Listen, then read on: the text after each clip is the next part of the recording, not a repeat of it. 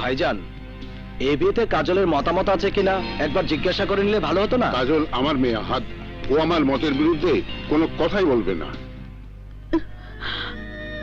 এ কি কাজল, এখনো গহনাগুলো পরনি? মেয়ে হয়ে জন্মেছ, শ্বশুর বাড়িতে তো একদিন না একদিন যেতেই হবে, দুদিন আগে আর পরে। যাকে চিনি না জানি না, কোনোদিন দেখিও নি, তাতে কি হয়েছে? কোনো বাবা কি তার সন্তানের অমঙ্গল চায়? আমাদের সবাইকে তোমার ড্যাডি সারপ্রাইজ দেবে বলেছে। ওয়েলকাম আবির, ওয়েলকাম। আমি তো তোমার জন্যই অপেক্ষা করছি। আসসালামু আলাইকুম। আসসালাম। ওয়ালাইকুম আসসালাম। ভালো দিনই এসে পড়েছেন। ওর নাম আবির হায়দার। আবির আমারই ছেলে স্যার। আপনার ছেলে? ও মাই গড, আবিরের মতো সুদর্শন সাহসী ছেলের বাবা আপনি, অথচ এই কথা আমি এতদিন জানতেই পারিনি। বসুন বসুন বসুন, বসো বসো বাবা।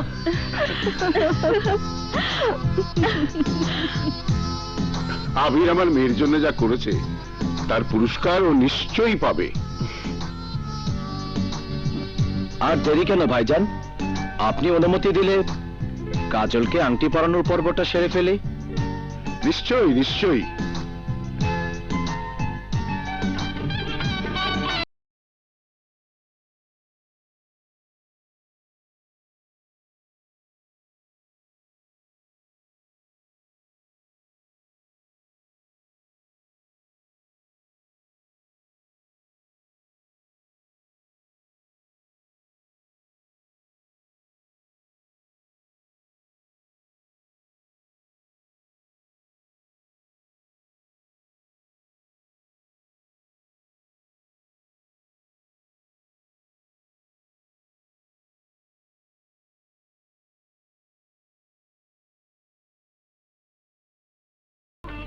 আমার আশা পূরণ করতে চাই।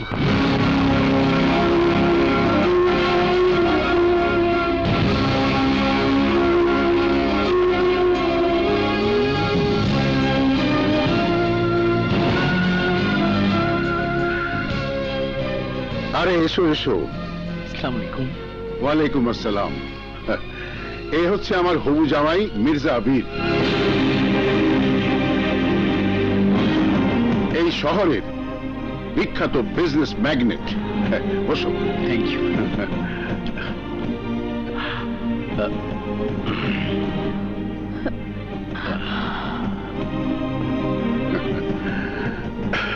মির্জা, কাজলের হাতে এনগেজমেন্ট রিংটা পরিয়ে দাও। জি আঙ্কেল।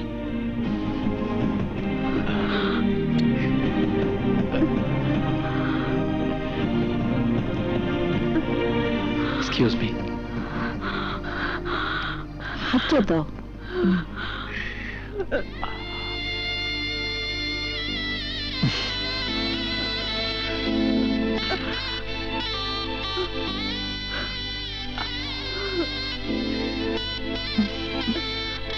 না ধরো, এটা পরিয়ে দাও।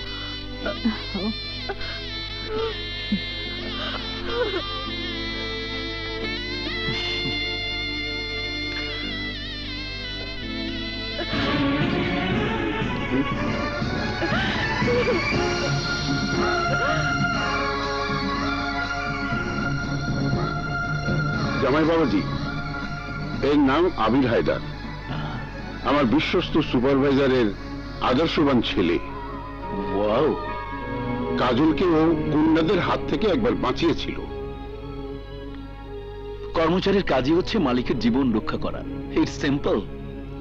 আমি চাই বিয়ের আগ পর্যন্ত আবির আমার মেয়ের প্রাইভেট সিকিউরিটি হিসেবে কাজ করবে।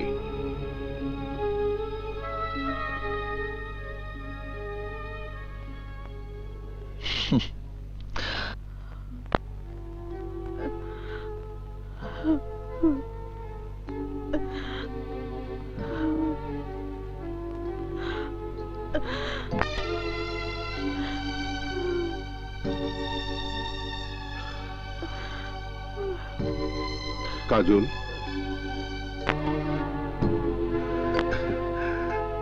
তুই আমাকে নিশ্চিন্ত করলি মা।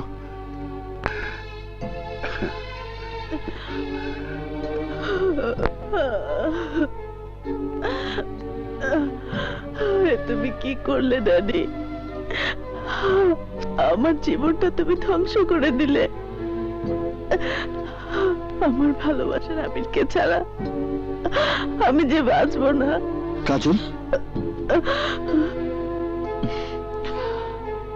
কাজল, আবির, বোকামি, কাঁদছো কেন? এঙ্গেজমেন্ট হয়েছে, বিয়েতে হয়ে যায়নি? বিয়ে হয়ে গেলে আমি কি করব? আমার জীবন থাকতে তোমার বিয়ে অন্য কোথাও হতে পারে না। আবির, তোমার প্রাইভেট সিকিউরিটি হিসেবে যখন অ্যাপয়েন্টমেন্ট পেয়েছি, তখন তোমার ড্যাডির কাছে মির্জার আসল রূপ আমি প্রকাশ করে দেব। মির্জার চেহারা দেখে আমি বুঝতে পেরেছি ও একটা ক্রিমিনাল। কি বললি? আমার 5 কোটি টাকার ঔষধ বাজেয়াপ্ত করে পুলিশ গোডাউন সিলগালা করে দিয়েছে। জি ভাইয়া। বাঘটকর বগন খায় 1 টাকার ছাগলে। দাবির আমার কোনো দোষ নেই স্যার। চুপ! মাসে মাসে আমি তোকে টাকা দিই কিসের জন্য?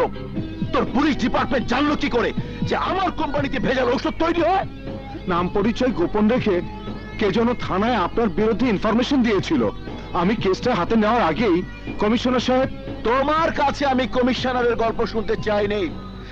মিডিয়ায় যদি কোনোভাবে খবরটা জানাজানি হয়ে যায় তাহলে আপনি কোনো চিন্তা করবেন না। মির্জা ল্যাবের মালিক যে আপনি, কাগজে কলমে তার কোনো প্রমাণ নেই। কাজেই আপনি ধরাছোঁয়ার বাইরেই থেকে যাবেন। গুড। চারিদিকে শুধু ভেজাল আর ভেজাল।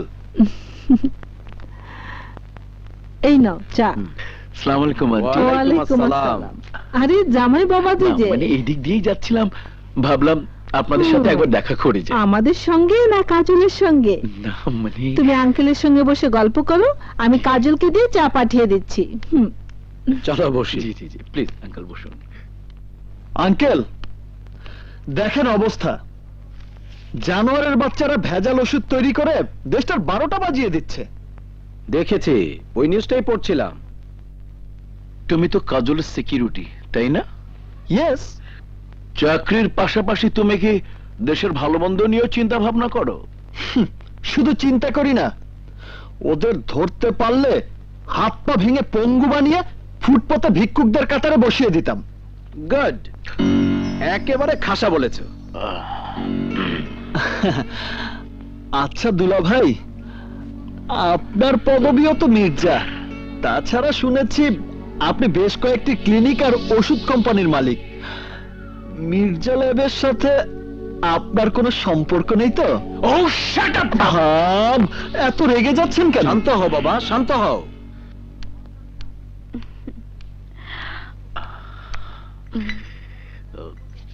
নাও।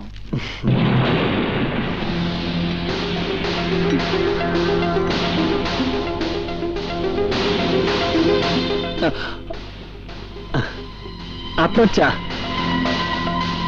নিন, ধরুন। কাজল নিজের হাতে দেয়নি বলে অভিমান করবেন না। শত হলেও কাজল মেয়ে মানুষ। হবু স্বামীর সামনে লজ্জা বলে একটা কথা আছে না? নিন। সত্যি আবির, তোমার সাইকোলজি দারুণ। ঠিক বলেছি না জামাই বাবাজি? জি জি, নিন। ঠিক বলেছেন। আমার একটু তাড়া ছিল আঙ্কেল, আজ আমি আসি। জি ঠিক আছে বাবা, ঠিক আছে। যান। টুপিট। কাজলের জন্য এমন সুপাত্র পাবো আমি তা কল্পনাও করিনি। ঠিক বলেছেন। মানুষ ভাবে একরকম, হয়ে যায় আর এক রকম।